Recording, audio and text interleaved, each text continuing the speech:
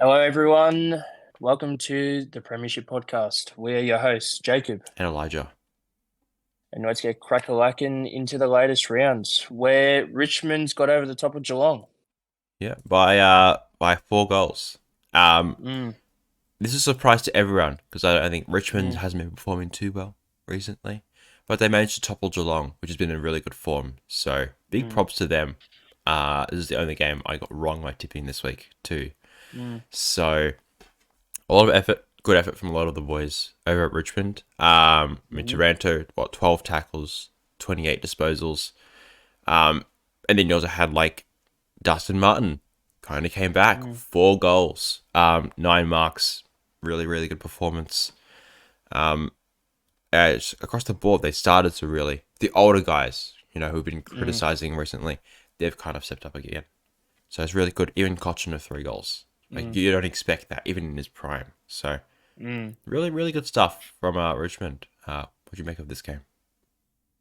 Well, if Cochin kicks a couple more goals, Kane Corns is going to be running a couple of laps, won't he? Yeah. Yeah. Um, no, but Richmond really shut down Jeremy Cameron and Tom Hawkins. Even though Tom Hawkins kicked a couple goals, they really shut down their key player in Jeremy Cameron. Um, I feel like they just shut down their midfield as well. Whether or not this is a one-off thing, we're not really sure. But yeah, props to Richmond. They defeated a quality opposition, and whether or not this rejuvenates their season, who knows? But personally, I do feel like it's a one-trick pony. That's fair. I'm kind of, I don't know, because of the stakes of it, we know what Richmond's like. I'm less tempted to say it's just a one-off. They'll be Mm, bad next week, especially with like the list they have. So I always want to say mm, it's the start of good form. You could argue it's an mm-hmm, off game from Geelong as well, but mm, I think just Richmond, they're getting good again. mm, I'll give it another week to properly see where they're sitting at, but I'm very impressed with their performance mm, this week. And if you're a Richmond supporter, I would be too. Yeah. mm. For Geelong, however, this is a pretty big loss as the top eight is very constricted with the amount of points being given out to winners and losing a top four spot in getting a double chance at the end of the year to get some glory and a back-to-back premiership for Geelong. So any loss for any player in the any team in the top eight is very critical for how they're going to end the season, because we see that Collingwood have shown to be one game clear. Then you have other teams like Melbourne, Brisbane, and I think Port Adelaide, who are just one game behind Collingwood. So Mm. any losses to any team in the top eight is going to have huge consequences for the season going ahead. Yeah. No. For sure. It's not the best to see, but also we Mm, know with Geelong side is capable of. mm, Um, I have no doubt that they'll look at this game and start to bounce back. Um, 100%. But I mean, they had more of the ball, more disposals, but Mm-hmm, they were just 67% disposal efficiency as opposed to Richmond's mm-hmm, 72.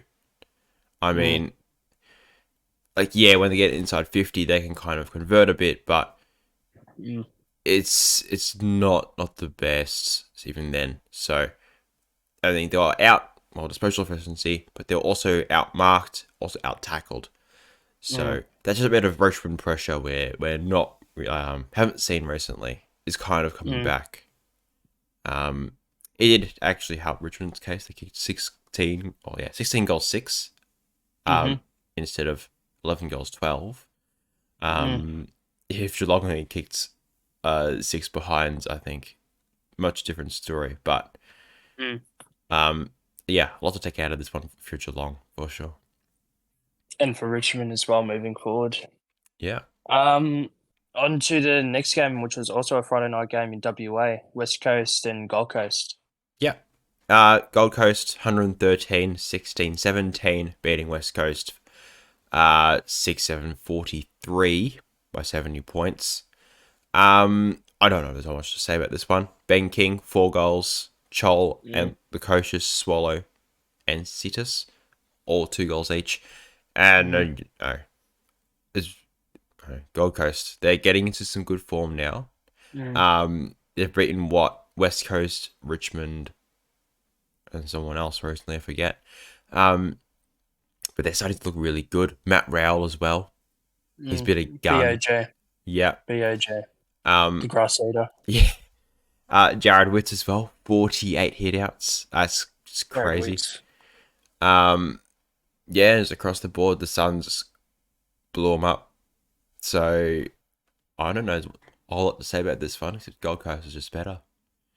I think you're proving your point from last week that Jared Witts is going to be a very good opponent against Tim English when Gold Coast verse the Dogs in a couple of rounds' time. I'm not sure when they verse, but I can check.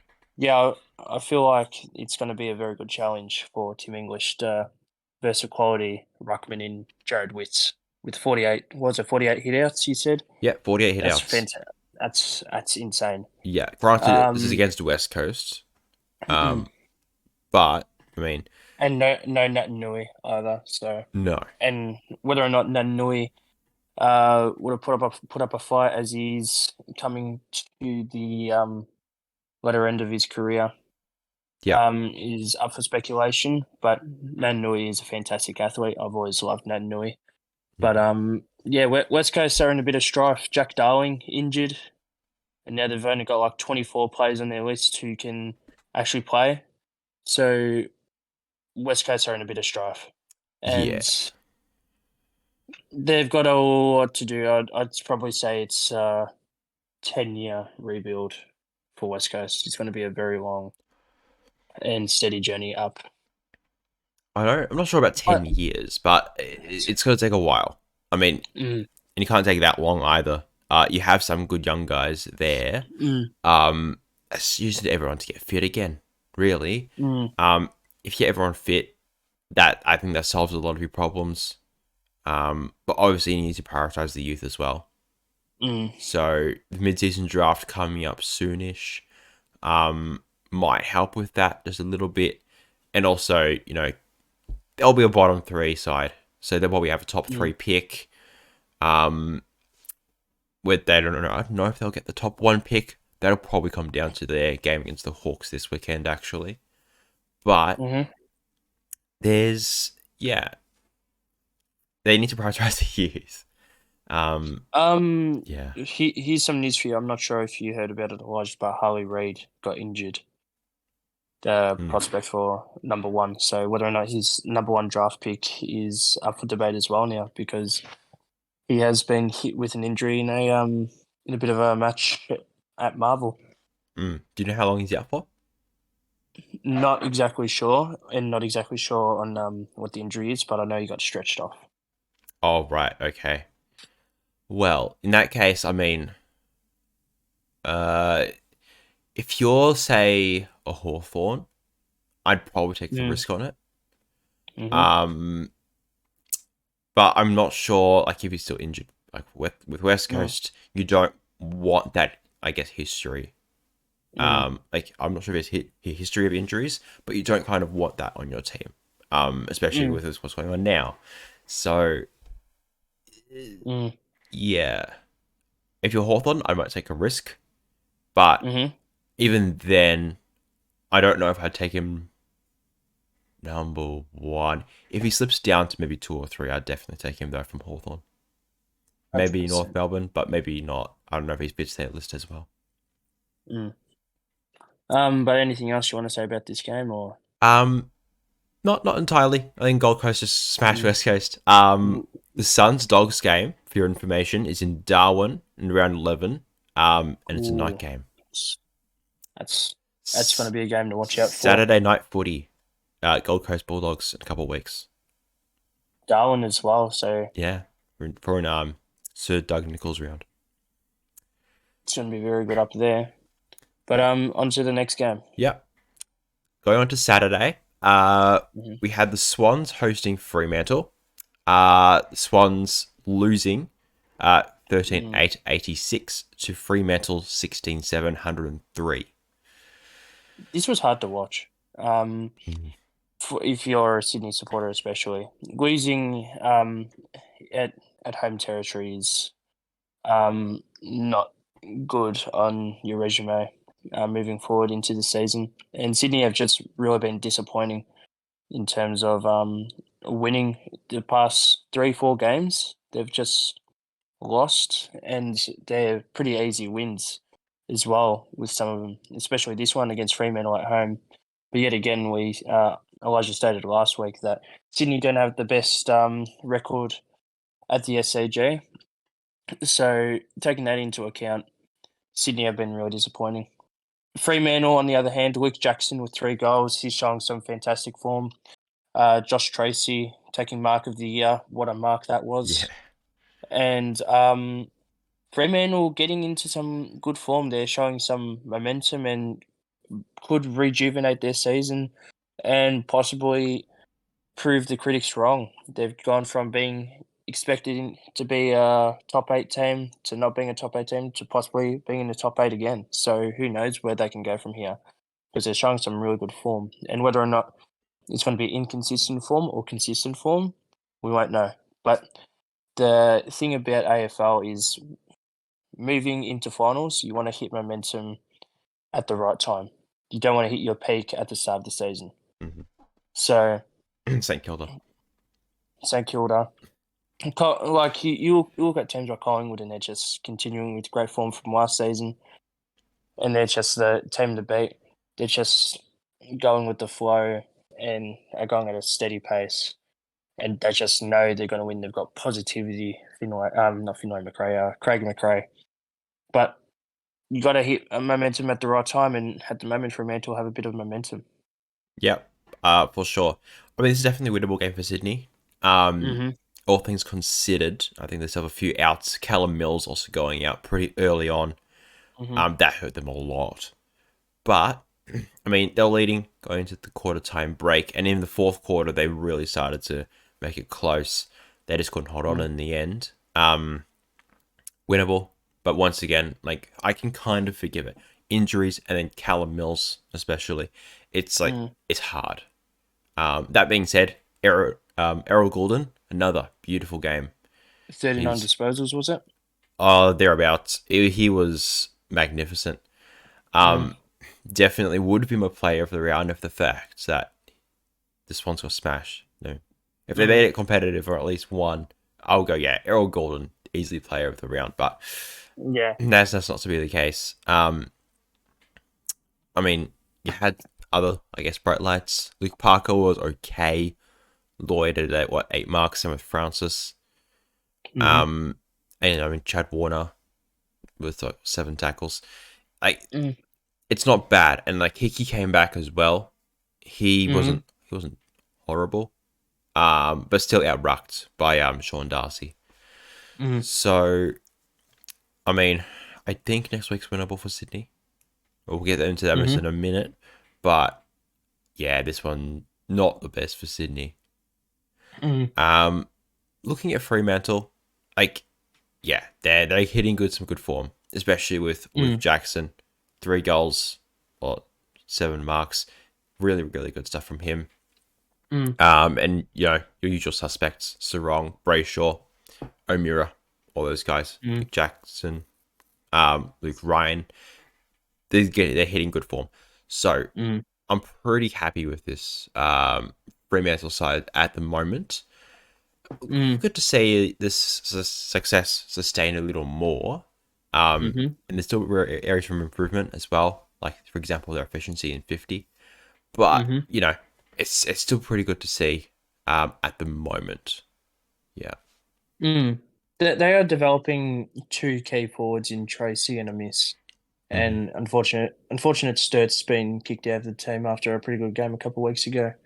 But they've got some good youthful players to look forward to, and they've got their veterans. That 5 players on the bench again as a sub, if I remember correctly. I think so. Getting him back into form and back into game shape, he could play the next 1 to 2 years of his career. With a pretty successful team. Whether or not he wins a grand final, we won't know. He probably deserves one. Oh, actually, he does deserve one, to be honest, being a two-time Brownlow medalist. But yeah, you look at that. You got the veterans and the youth coming through. They've got something to look forward to. Whether or not this year's been a success or not, it doesn't really matter because they've got some things to look forward to either way. Yeah. For sure. Hopefully Sydney will bounce back soon. Hopefully. And hopefully this Callum Mills injury doesn't hurt them too much in the near future. They're suffering from the grand final curse. Every team that gets smashed in a grand final usually don't really make the top 8, or even if they do, they only played the elimination final. So they're proving the what's it called, the curse right at the moment. Fair enough. Okay. On to the next one, I guess. Bit of a doozy. Over in Tassie, in Hobart, North Melbourne, 65 getting smashed by Port Adelaide, 135. Not sure there's a whole lot to say about this one, to be honest. I mean, Larky kicked 4 goals, that's good, but I don't think there's a whole lot to take out of this one for North Melbourne. I mean, Goldstein had 24 disposals, 56 hit outs. Zeeble once again a good game as well. I don't know there's a whole lot to say about this for either team. I guess the only thing that I can point out from this game is the reception of Jason Horne-Francis returning against his old club. The first time he got the ball, he got smashed into the ground, and surprisingly didn't start anything. My prediction of Zerha getting a 3-week suspension didn't come true. But yeah, there's nothing much really to say here, to be honest. Port Adelaide just way too good on the day. Yeah, I mean, I see the Horne-Francis thing as just a rivalry thing now. It's just Horne-Francis versus North Melbourne. North Melbourne are also haunted with a few injuries. I mean, you had Davis Uniacke, Curtis, Tucker, a whole bunch of guys, going down with injuries. So they're definitely, North Melbourne is a team, for sure. And I don't think it'll get much better in the coming weeks, unfortunately. So, Jacob Edwards' debut, please. We'll see. If he's in the right form, maybe. But I mean, Goldstein's also in good form too. So maybe it'll never happen. Big sad. Okay. Next game. Another bit of a disappointing one. Hawthorn getting smashed by Melbourne at the MCG, 49-103. I've got nothing much to say about this game because Melbourne too good, too strong, disappointing by the Hawks. But you learn from that as a rebuilding team, and you just move forward. Yep, that's fair. One highlight I want to make though is Seamus Mitchell from Hawthorn. Like, first year player, this was his 5th game. Might need to correct me on that one. Second year at the club. Yeah, but 5th game, I think, for the Hawks. You can correct me that in the comments. But he's still really, really good game. 27 disposals, 8 marks for the game. That's the same as James Sicily had. And they're probably the best players for Hawthorn this game. I mean, you'd expect a lot more from some of the guys from Hawthorn, but Melbourne's just better. 100%. I mean, they're not in the best form, Melbourne. They've definitely still got room for improvement. But, I mean, all things considered, it went the way as expected, more or less. Just 100%. From the opening bounce, Melbourne's dominant. Yeah. I've got nothing much to say about this game either. Just Melbourne too good. Not a whole lot. I still want to see Brodie Grundy get in some better form. As a thing for Melbourne. Similar with Gawn. Both of them kind of got bodied in the ruck. Kinda. So, I mean, I expect them to do better, obviously, and there's some other guys as well. But I mean, overall, I mean, there's not a whole to go off of in this game in particular. Agreed. Okay. Sticking on the Saturday, next game. Up at the Gabba, Brisbane beating Essendon by 42. 87 to 45. What do you make of Essendon this game? Essendon are in this game until about 3/4 time or half time, if I remember correctly. And then Joe Danaher just pulled me out of the water with 6 goals. Yeah. Essendon put up a really good fight. So I'll give them the benefit of a doubt because Brisbane had home ground advantage and it's very hard to beat them at the Gabba. But I see this as a success for the Bombers. Even though they lost by a substantial amount, they put up a very good fight, a formidable fight. But the Brisbane Lions were just too good at the end of the day. Their defence, Brisbane, is insane. Payne and Harris Andrews going perfectly. Danaher putting some great form up now. So the Bombers fans would look at this in jealousy because obviously Joe Danaher being a past player at the Bombers and constantly being injured at the Bombers, it's what could have been, what can be, what if. But yeah, Brisbane just too good in that last quarter and a half there against the Bombers. Yeah. For sure. I mean, I don't even know if I can say that I want more defensively from the Bombers because the forward line from Brisbane's crazy when they're all firing. And then you even have some players which can switch from back and forward. So it's, I mean, this is what you expect from a Brisbane team mostly. I mean, talking about the second half. But, I mean, yeah. Joe Danaher, 6 goals. Ashcroft, 28 disposals. Neil with 34.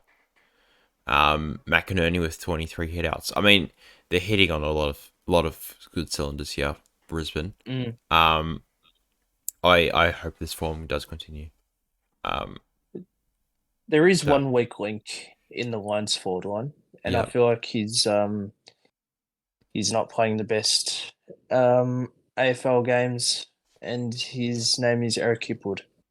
Eric Hipwood needs to do a lot better as that second key forward. I know Jack Gunston is that medium third tall, and he can kick a couple goals here and there, and he can go in defence. It's quite the utility player, but Eric Hipwood needs to do a lot more because you look at teams like Geelong where they have Jeremy Cameron and Tom Hawkins.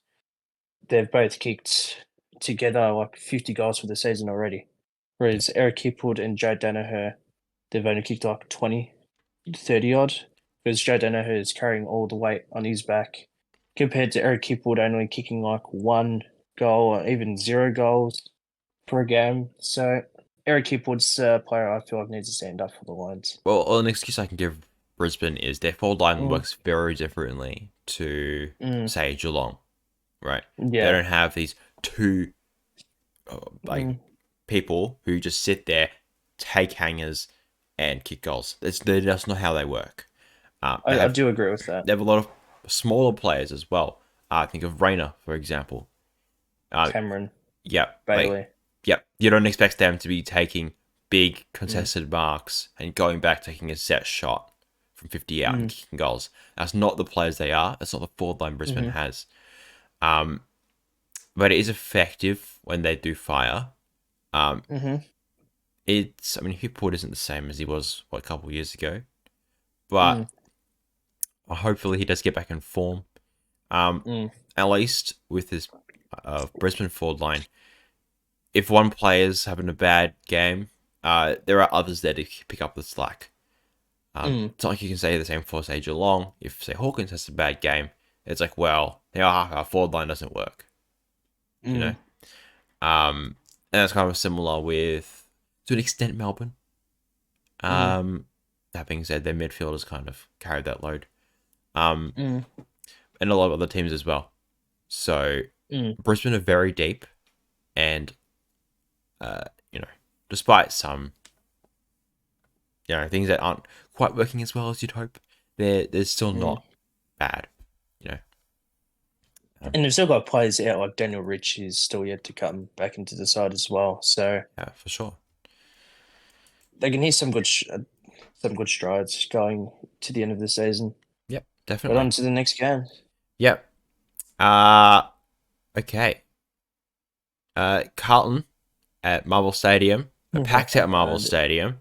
If Until you about 3/4 time. if you had general admission tickets and you got into the game, you are lucky. This game was sold out. But anyway, the Blues fell short to the Dogs by 20 points. And yeah, they came back in the last quarter though. Carlton, or I guess the third too, but it was mainly too late then, kind of, and the Dogs kind of pulled away. And in those last honestly 10 minutes, it was pretty much goal, lead change, goal, lead change, goal, lead change. And it's only into the last like minute or two that the Dogs kind of put them in the ground. Carlton are playing their best footy when the game is done. Like they're guaranteed to lose, so then they take risks. And I have to point out Harry Mackay again. He had another horrible miss. He is low in confidence. I'm not going to keep bragging on him because we already know what I feel about Harry Mackay and his set shots, but they're very one-dimensional in the midfield. And once Paddy Cripps is kicked out of the game, they've pretty much lost the game. So they need to figure out a way to counteract their own strategy, be more assertive with the ball, be more of a risk taker compared to being complacent and thinking, oh, we're Carlton, we've got this superstar player and we've got a Premiership list, which it is. It's a Premiership list, but they're just not good enough. The Bulldogs, they played fantastically. Liberatore, Bontempelli, the usual suspects. Norton, Eagle, Hagen, some other usual suspects. Liam Jones. Scott played a good game as well, I feel. Scott played a fantastic game. Waitman played a good game. Tim English played a fantastic game. But you just look at Carlton and you're just very disappointed with how they're going. Yeah, I mean, I'm disappointed in like their disposal efficiency. I didn't say that right. Disposal efficiency. Disposal efficiency. Yeah, that one. That's not too great, especially in front of goal. Come on, Harry Mackay again, a usual suspect. A bright light, I guess, I'll give Carlton is I guess a couple of players. Pitt and Net. He had 48 hit-outs in this game over Tim English. I heard they had 30. So that's good, at least in the ruck. And then Sam Walsh had an okay game statistically, at least. And I mean, you get a lot of contested possessions and all those things if you're Carlton, but there needs to be more. I mean, they move the ball just way too slow, and it's only once you said, well, like you said, when the game is done, they're out of it. That's when they start taking risks, and that's when they actually start to make plays. But they're playing way too slow, way too over-calculated almost. They're not moving the ball as well as they could or should. I think it's really important. And they need to fix that as soon as possible, basically, because that's not how you win games of footy. Not nowadays, and especially against teams like the Bulldogs, and even teams which we might place lower than them, and like power rankings like Richmond. Richmond's going to run through them if they do this, right? Richmond will be firing from the centre bounce, hopefully, and they're going to take risks. and that's how they get into the games of footy. Maybe not win them, but that's how they get at least into the games. And that's from the beginning. I cannot say the same about Carlton, and they need to be doing it more often because it doesn't work. And everyone knows how to play against Carlton nowadays, it feels. So, yeah. The fans are just hungry for some success, and they've just disappointed their fans. I'd like to put up a suggestion, and the saying of going back to the basics comes to mind. So Carlton need to go back to the basics of fundamental football. How to kick a ball to a player, how to correctly dispose of the ball, how to correctly attack against quality opposition I kick a goal. and kick a goal. Lining off some of the greats of Tony Lockett, Dunstall, Yablet, and so on and so forth. Like, you look at the past players, like you can even line off some of their past players, like Kernahan in the 90s. Like, there's history at the club, but they're just so hungry for success at the moment and so deprived compared to other teams that are soaring at the moment, which haven't had much success in the recent past. So, again, Carlton just really disappointing. Yeah, I mean, the Dogs aren't known for being a very defensive team, at least this one. And even then, Carlton only managed to put up 59 points.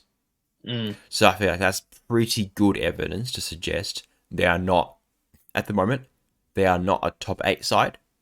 They are maybe not even a top 10 side. I mean, you have teams like Gold Coast doing significantly better than Carlton right now. And, I mean, you can't be putting up those numbers against a team like... The Bulldogs are known for their forwards at the moment. You know, they're tall timber in the forward line and their midfield. Their defense is probably the weakest part of their game right now, the Bulldogs. And you dish up 49 points.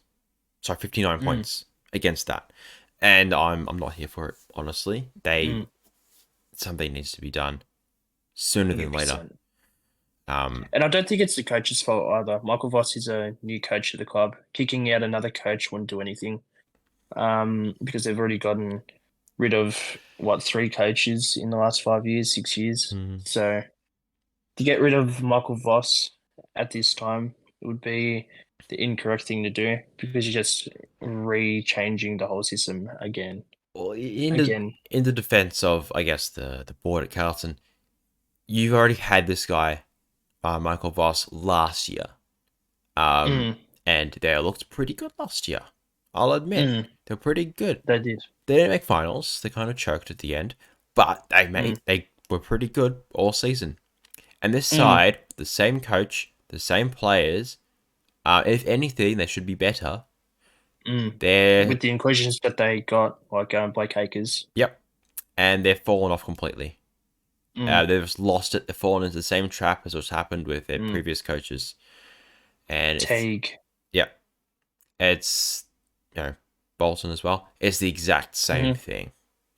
And it's so disappointing to see, especially for a Carlton supporter. Because, I mean, I've talked to a few. And every time the ball goes forward, it's, all right, look, there's an 80% chance we don't get a goal here. And it's just disappointing to see. Disappointing. And yeah, you'd expect this team to be a lot better, considering last year, and considering how you'd expect to retain the same level of competitiveness. Agreed there, mate. Agreed. All right. Anything else you want to say on this one? No. All right. No, it's on to the next game. Okay. Only 2 games on the Sunday.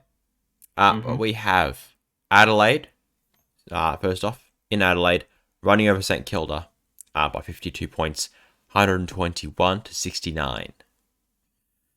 So, no, not St Kilda. Adelaide are very exciting. Was it Tex Walker kicks 5 goals, a massive game from him. But I spoke to Elijah before we started the episode. Adelaide have sprinkles of the baby bombers of the 90s. they've got these youthful, exciting players who are just kicking bags and just playing amazingly. Midfield, defense, and forward line. Rankin, Berry, and Butts. Then you got the veterans of Tex Walker and Sloan just riding the bumps, and they've rejuvenated their senior players, their veteran players, and their youthful players are just kicking goals. And the veteran players are here for the ride. They're so exciting. St Kilda, however, I feel like teams have figured them out compared to how St Kilda started off the season. So they've really dropped off, and you'll see that in the power rankings as well. Where they go from here, we don't know. I know Jack Higgins kicked 3 goals, was it? 3 goals? Yeah, yes. But other than that, where do St Kilda go from here? Because if I remember correctly, St Kilda are the best defensive team, but they're 12th on the offense. Yeah. So to win a premiership, statistically, you have to be between first and fourth in those 2 categories, offensive and defense. And at the moment, St Kilda's only weakness is moving forward. And whether or not once King comes back improves on that, we won't know. Yep. Until he does come back. I mean, they're known for their defense, but they're definitely being found out. If Mm. you're known for your defense and you concede 19 goals, 7, it's kind of falling apart a bit. I mean, Adelaide across the board played very, very well. They've beaten them, or at least nearly tied them in every single statistical category in this game. So credit to Adelaide. They're playing really, really good footy. But we're just kind of just seeing St Kilda fall out a bit. Being found out. And yeah, it's just not the same as it was at the start of the season. And that's not to say that St Kilda's year so far has been a failure. No. It has been more than a failure. It's been an absolute success since Ross the Boss has come through. But whether or not, like we saw with Michael Voss last season, nearly making finals, sort of that honeymoon phase, and then next year, with this year being Michael Voss's second year at the helm, they're not doing so well. So whether or not this is like a honeymoon phase for St Kilda, we'll have to see how they play next year. But at the moment, St Kilda have been a huge success story for this year. And that's not to put anything on them. They've just got rooms for improvement, and that's for every team. Yeah, look, they have the bye in round 12. We're going into round 10 this week. So that'll be important. I think running out of a bit of steam, hopefully after that bye, I mean, they play Sydney in Sydney after that bye. So I think from there, we can kind of gauge, is this success going to be able to be sustained? I believe there's still the bye before finals, right? Yes. Yep. So if they can show that they can bounce back after a bye, I know Sydney has a bye the same week, that might indicate that they can sustain the success that they had at the start of the season. Whether it's a fluke or not, we'll find out for sure. 100%. But when they're playing against a team that doesn't quite know how to play into St Kilda, they wreck them. So, yeah. I've got nothing else to say about this game. Not It's a really good game. Not entirely, yeah. Good job, Adelaide. Very good job, Adelaide. In saying that, this one wasn't as good a game, but you had the Mason Cox show. Yeah. Collingwood at the G getting over the Giants by 65. 18-12, 120 to 7-13, 55. Yeah. I love Mason Cox. He is a player who has come into the AFL not knowing or growing up with the AFL, and he is putting up a great season. Would you agree with me with that, Elijah? Yeah, I mean, everyone knows his story, but I think this season has been pretty good for him, all things considered. I mean, other seasons he's had like one-off games where he's had been good, but once again, like almost like a St Kilda. It's not as sustained. It's like one-off performances. This season, it's starting to feel like he's getting somewhere. This is Two more obviously games until he hits 100 games as well. So, whether or not he has a son, the father-son rule comes into play, and we'll have another Cox playing for Collingwood. But Mason Cox played a fantastic game, and his movement around, like there's a highlight of him getting the crumb and handballing it to DeGoey to kick a goal. We don't see people who are 211 centimeters do that. No. He's showing some great movement, some great strides. He's really showing why he should get another contract as well, because I believe he's out of contract at the end of the season. So he's putting forth something to prove for himself and for his team and for his place in the team. However, moving on to GWS, even though they lost this game, I feel like they have the most exciting midfield to watch out for in the future with O'Halloran, Green, and Callahan. I feel like that they are going to be fantastic, and once they learn the ropes of each other, work as a team, in about 2-3 seasons' time, they are going to be unstoppable because they're youthful, exciting, rough, tough midfielders. But again, that's going to be in a couple of seasons' time, but they are going to be fantastic. Collingwood, usual suspects, Nathan Murphy played a good game, Darcy Moore, DeGoey, Ash Johnson, Elliott, Ginnivan, Mitchell, Maynard, the list goes on, Ollie Markov. They're putting forth a fantastic season, Collingwood. Yeah, for sure. I mean, we talked about Cox. It does help his case that they don't really have their main ruckman. So he's kind of had to step up and be the guy, which he's done. You know, I'm very impressed with how he's taken that role, and he's kind of filled it out. A lot of credit to him. You had Nick Dacos, 41 disposals. Tom Mitchell with 36. And, you know, just across the board, Collingwood just outplayed the Giants. Bit unlucky for the Giants, but I think they're definitely better than they've showed in this game. Play them against any other club, I think they make it competitive, or more competitive, I should say. But what can you do? We'll see what Collingwood can do this week against Carlton. Because Carlton are still a formidable foe. It's just that they're really inconsistent. But Collingwood and Carlton do have that rivalry, so we'll see what happens. Yeah, MCG prime time too. Yeah.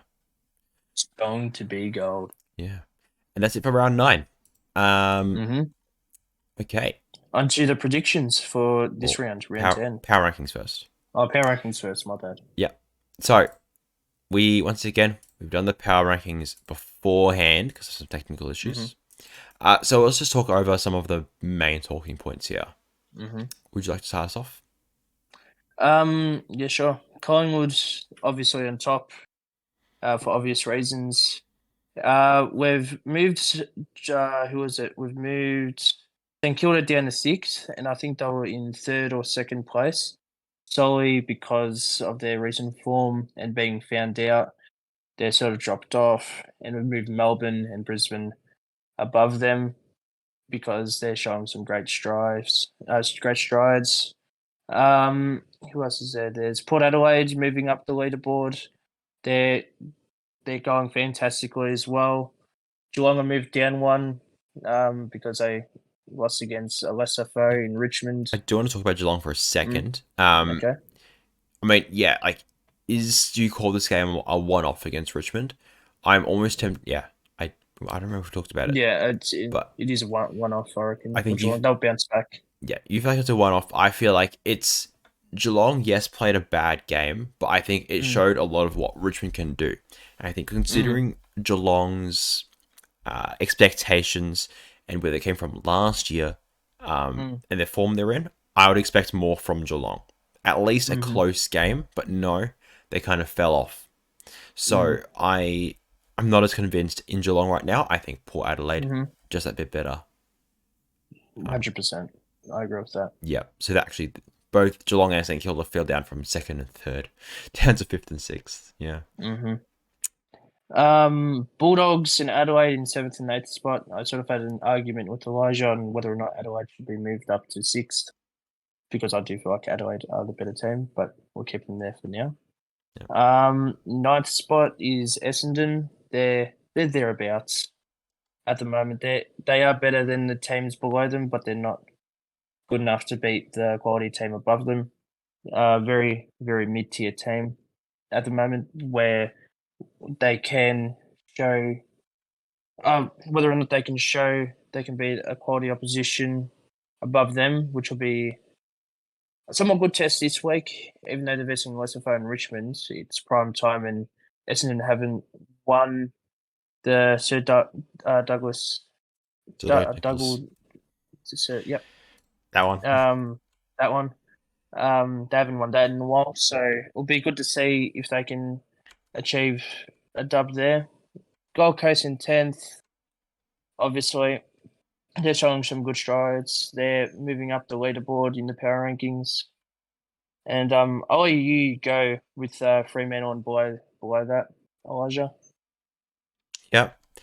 I think Fremantle is kind of self-explanatory. They've had some good games recently against, I guess, Hawthorn, if that matters. And then Sydney. I do want to see them sustain the success a bit more, but purely because, like, they beat Sydney, right? And I think they're not quite the same level as Gold Coast at the moment. That's why they're sitting in 11th. Richmond is a very similar story. I think if you played Richmond and Sydney, you take Richmond, regardless of the ground and regardless of form. That Richmond's in, at least. So, yeah, that's why we have them there. I can definitely see an argument for Richmond being above Fremantle. But at least personally, just the one game against Geelong, I don't think is enough to bump them up just yet. I mean, they play Essendon this week, and Fremantle play Geelong, so that'll kind of give us more indicators. If Richmond win against the Bombers will definitely drop down. Yeah, I mean, we could see Gold Coast getting into top 8, really, if we have like Adelaide losing to the Dogs, or even vice versa. Essendon losing, Gold Coast winning. I mean, they play Brisbane. That's a tough one, but you can see them jump up a bit. But no, Fremantle and Richmond, keep an eye out for next week. At the moment, it's a bit of a coin toss. But yeah, you can kind of see that go either way. Sydney's form is unfortunate because of injuries, but they've got them in 13th. Now, we've already talked about Carlton. I don't think we need to explain it a whole lot more, but they've got them in 14th. I'm not convinced that in a game of football, even with all of Sydney's injuries and, whatever else they're doing, I don't think you can reasonably suggest that Carlton can win a game of football against Sydney. Especially the forwards. I think the midfield is comparable, especially with the form Goulden is in. But going to the Carlton forward line, I think Sydney's defense is just a bit better. And on opposite end too, Sydney's forwards are just hitting just a bit better than Carlton's defense. And you can argue it for sure, but I don't see Carlton being higher than this at the moment. I just need them to do more, really. GWS. Yep. The Giants, I think, are pretty solid 15th team right now. I think they're 15th on the ladder too. They are. But look, they make games competitive at least. But against, I think currently I want to see them keep being competitive against better teams. So at least, make an argument that they're kind of pushing it there. And then once again, like last week, 16th through 18th is up for debate. Got Hawks this week. I think they lost by less. Yeah, pretty much. That's literally the only reason for them there. And then, I mean, I think West Coast. It's unfortunate, but because of injuries, a bit lower than North Melbourne. But doesn't matter. But the bottom three, really. But yeah, main changes to look out for. Cats and Saints moving down a bit. Sydney moving down. Richmond. Yeah, and Freo Richmond moving up. But definitely a lot of teams to keep an eye out for next week in Sir Doug Nicholls' round. A lot of good games too. Yeah, 100% there is. And talking about those games, let's go into our predictions. Yeah. All right. So Friday night in Adelaide, we have the Power taking on the D's. I've got the Power. The Power at home are very hard to defeat. However, they have shown in the past against Geelong in prelims they've lost. That's solely because of the form Port Adelaide are in and the home ground advantage. I feel like they're a bit more exciting. Melbourne's forward line is a huge question mark, and that's the main reason why I feel like Port Adelaide's going to win the game. Yep, that's fair. I also have Port Adelaide. I mean, Melbourne, yeah, they're pretty good, but you also need to consider. I mean,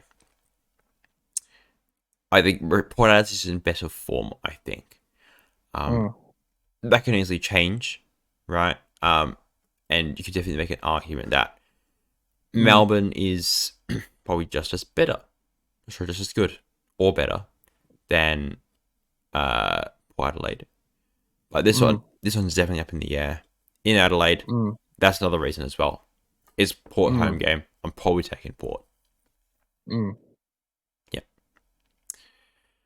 Okay. Anything else on this one? No, nothing else. Okay. North Melbourne versus Sydney, Marvel Stadium. It's gonna be a good game. It's gonna be a good game. Yeah, definitely. I have Sydney. I know we just talked about how bad form they are and losing Callum Mills. So, if you're a North Melbourne supporter, maybe go to this game if you can. It has potential to be good, but I'd probably take Sydney. Yeah, I've got Sydney. Yeah. Not a whole lot else in this one. The injuries for Sydney might detriment them a little. And I guess if people can recover from North Melbourne's game, that's also be helpful. But this has potential, despite the odds, I feel. 100%. Yeah. Okay. In Ballarat, Dogs host the Crows. I have the Dogs. I have the Crows. All right. What's convinced you on Adelaide? Well, if I remember correctly, last time they played in Ballarat, the Crows won. If I remember correctly. But I just feel like Adelaide are a lot more exciting moving forward compared to the Bulldogs' tall timber. I feel like the Crows' small forwards will play a huge game in this game compared to the Dogs. Then I feel like the midfield is quite even. I feel like the Bulldogs will win the midfield, but I do feel like that the Crows have a better defense compared to the Dogs. Yeah. I have the Dogs. I feel like despite Smith and Dawson and Sloan and all those guys, I think I take Bulldogs midfield just slightly. Bont mainly. And Liberatore. Liberatore is playing a fantastic. Oh, yeah, for sure.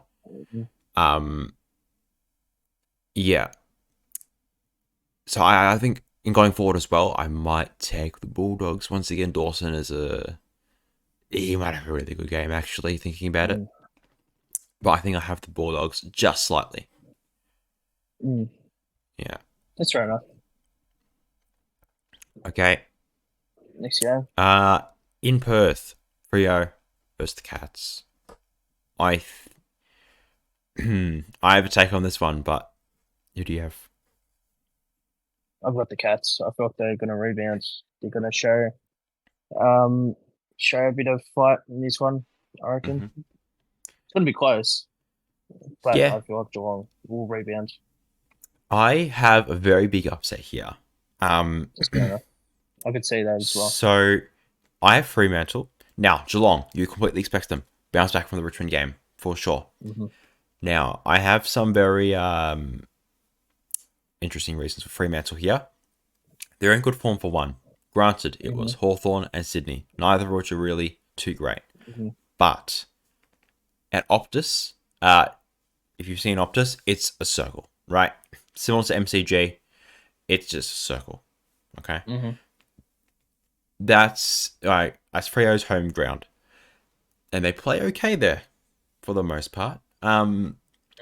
Geelong play on skinny grounds. That's what they like. They like the skinny grounds. Marvel Stadium, GMHPA, and the one Gold Coast plays on Heritage Bank Stadium. That's what they like playing on. The slimmer grounds where they can use the corridor a bit more. And also onto the wings, which are smaller. They can't afford to do that here. I think the ground size and also coming off the form Fremantle's in, I mean, great test for them, for sure. I think I have Fremantle. Right, just barely, but I have Fremantle because of those couple of reasons. I think Luke Jackson and Darcy, I think at the moment, just a bit better than Geelong's tools. Defensively, I worry a bit for Fremantle, but going forward, it's almost an opposite story. I think this has potential for maybe a bit of a shootout. Yeah, maybe, just maybe. Scores in about like 90s and just a bit higher. But yes, I've gone the big upset. Yeah. Fair enough. I've got no challenges there. We've both got different opinions on that game. Yeah, but it'll be interesting to see. That's at 4:35 Melbourne time. Okay. Going over to the Gabba, we have Brisbane hosting Gold Coast. I've got Gold Coast upsetting. Okay, I've got Brisbane. Explain that to me. I want to see an upset, and it's the Queensland Cup, is it? If I remember correctly. I don't think it's called that, but we can pretend it's called that. Yeah. But I feel like the Gold Coast can pull up an upset here, and it'll be a learning curve for the Lions. I feel like not solely because I want an upset, but because I feel like the Gold Coast will be hungry to win against their rivals. I feel like that's the reasoning. Noah Anderson is playing a fantastic season. King also playing a fantastic season. They've got some exciting youthful players. Humphrey, Rao playing fantastically as well. Even though their defense may not be up to scratch to hold up against Cameron, Danaher and co. I do feel as though Gold Coast will pull up an upset though. That's fair. I worry a bit for their disposal efficiency. Not a bit going forward as well. I think Brisbane kind of gets them in that area. And I think I trust Brisbane across pretty much all sides of the ground. Fair enough. I mean, this will kind of prove, because our points from, I think, last week, where I said, like, Witt's probably the next best ruck in the comp outside of English. You said McInerney, they play. So we can kind of see how that goes. 100%. But I think it's similar to my reason of Fremantle, which I guess I can see for Gold Coast. But I think at the Gabba, Brisbane probably that just too good. That's fair enough. At least for most of it. So, yeah. That's fair enough. It'll be good, though. I can see it being He good, will be. but I can also see Brisbane blowing them out the water like they've done so many times before. Fair enough. Yeah. Okay. The main event for Indigenous round. Essendon versus Richmond. I am going to say Richmond. Okay. I am And too. Yeah. I reckon the Bombers being too youthful will be their downfall. I don't say that with any hatred against their youth. Their youth's fantastic. I do feel like Richmond have the better team, and I do feel like Essendon are dropping off a bit. That's fair. Um, I Mm-hmm. I also have Richmond. I think going off last week, that's a really good step forward. Mm-hmm. Um, but once again, is it just a step, or are they actually good?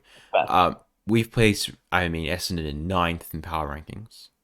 mm, Just outside the top 8. They're not bad, right? You still have to mm, bring your A game to kind of knock them out. But mm,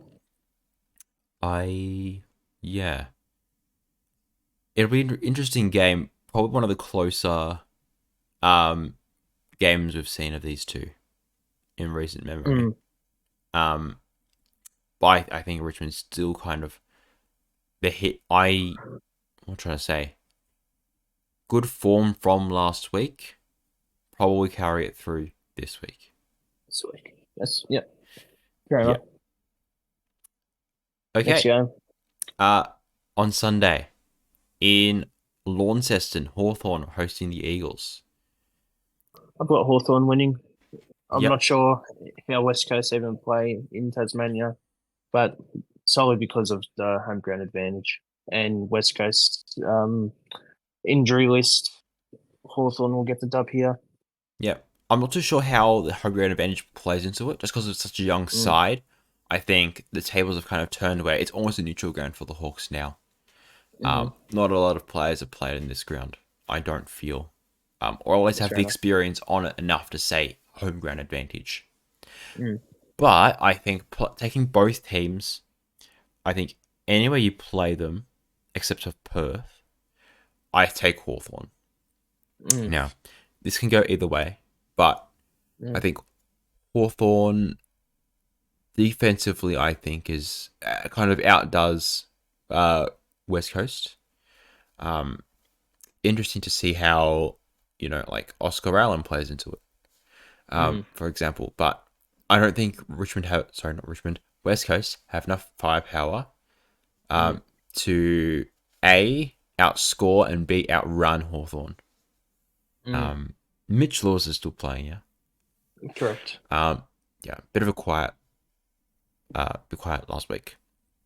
But Mm, him, Darcy Moore, Luke Bruce, I think they all kind of rock up. mm, Granted, they don't get rested again. I think they rock up and they kind of make it a good game. mm. Um, 100%. Probably win. Um, which means I guess West Coast wins the spoon. You'd Mm-hmm. expect the loser of this one to get the wooden spoon.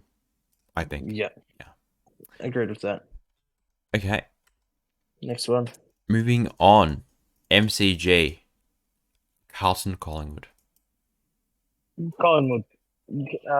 As we discussed beforehand, we can't trust Carlton to win a game against a quality opposition. But there is a part of me that thinks that Carlton will put up a great fight, as it is a big rivalry that Collingwood and Carlton have. Um, but I do have Collingwood winning by a fair amount as well. I would be remiss if I didn't acknowledge Carlton's form and how Mm-hmm. Collingwood are just the best team in the comp right Mm-hmm. now. I mean, yeah, it's unfortunate because last round of last year, this was like the best game. Mm-hmm. But going into this week, I'm not too sure if we'll get a Similar. yeah. I don't think we'll see the same thing again. I think Collingwood Mm. kind of runs over them. Maybe Carlton make a bit of noise in the first half, but we need to see more from Mackay, Curnow, the forward line of Carlton to actually get that moving. And Carlton have a good defense. I mean, we have Nick Dacos running off half flank too. So it's they better not rock up with a 59-point performance again. Yes, Collingwood's a better defensive side, I feel, than the Bulldogs.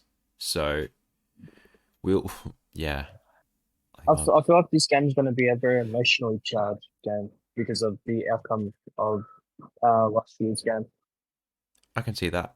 But whether Carlton actually get into that mentality and they feed into it is a different story as well. So interesting to see. On to the last game of the round. Yep. Last one of the round, Giants Stadium, GWS, host St Kilda. I feel like St Kilda will bounce back. GWS will put up a good fight with their midfield that I am hyping up a lot. But I do feel like St Kilda are the better team. Yep. I see an upset, but I think St Kilda get this one. Giants are pretty good at staying very, very close to teams that are way out of their league. I think this is not going to be an exception to that at all. I think, could be a very, very competitive game. Thinking back to a gather round when they upset the Hawks and a couple other games where they stayed very, very close to teams which probably shouldn't be their position, but they stay competitive. And that's one thing I'll give them credit for is they stay in there, unlike Carlton.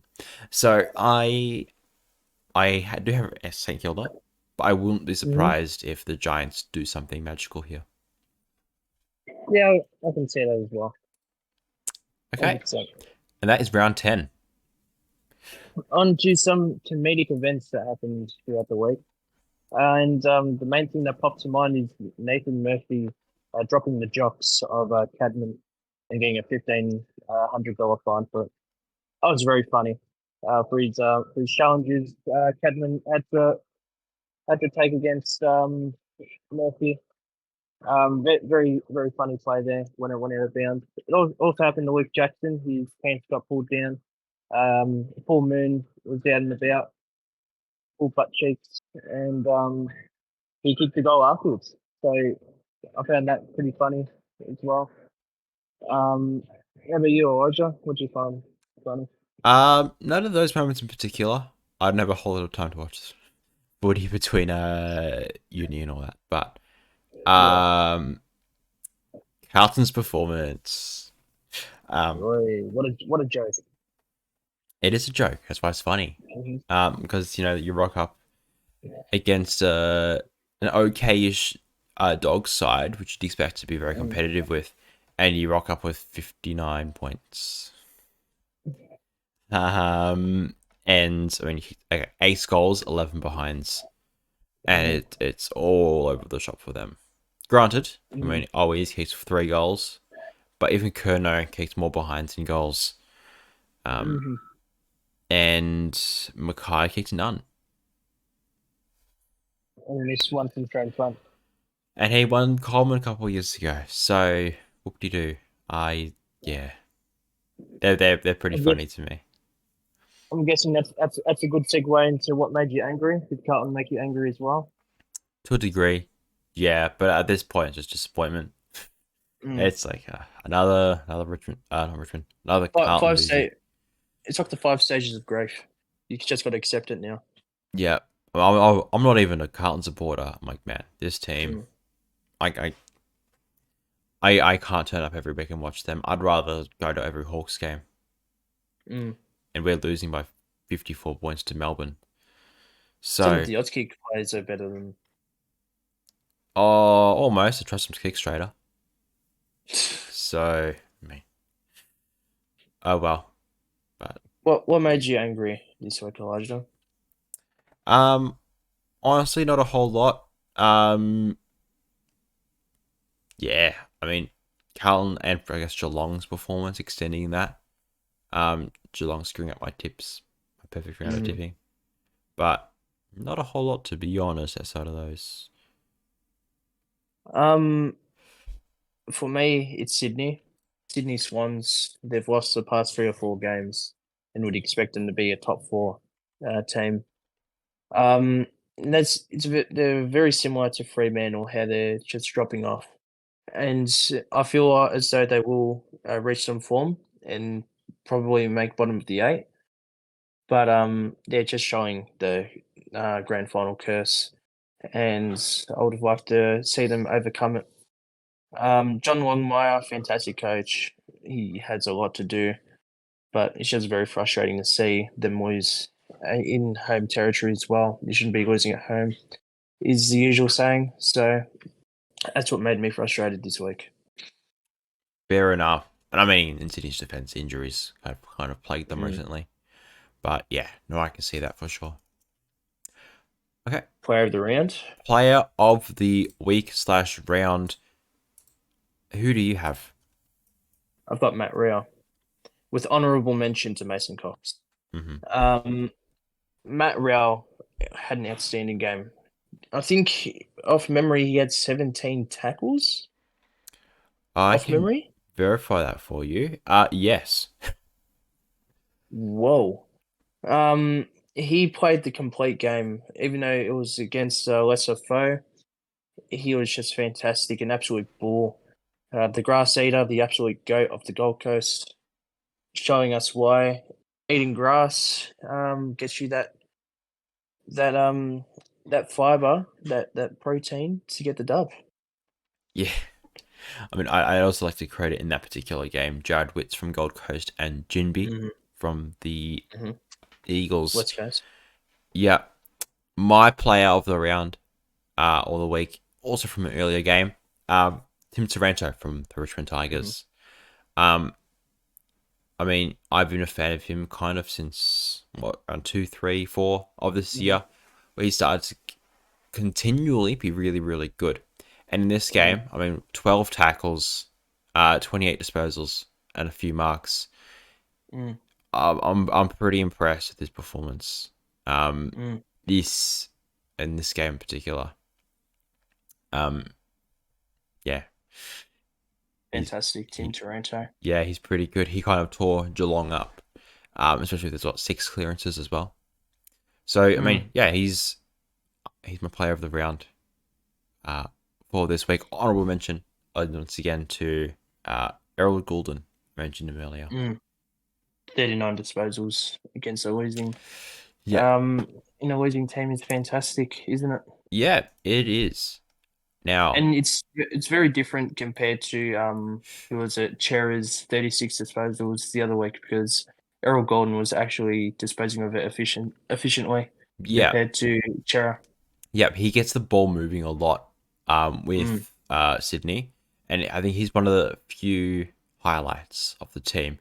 You can easily look at it and go, "Oh, empty stats," but if you actually watch the game, I know I did against Fremantle, you can definitely see like he gets in there, he plays hard, and he moves the ball really well and efficiently. So, credit to him. I do have Taranto just over him this week. Fair enough then. Okay. Any final messages before we end this episode? Or not entirely, to be honest. I do want to say, as usual suspects, like, subscribe, notifications. These episodes kind of coming out on Tuesdays, it feels now. Tuesday afternoons / evening. But yeah, no, thank you for listening. Thank you all for listening. Yeah, 100%. I've got nothing to say. No. Either. Have a good, I guess, Indigenous round / Sir Doug Nichols round. Might maybe do a tier list of the new jerseys next episode or one after. If you're all so interested in that, let us know in the comments. And thank you for watching until the end as well. Thank you all for watching, and that is Jakob and Elijah at the Premiership Podcast out. Thank you.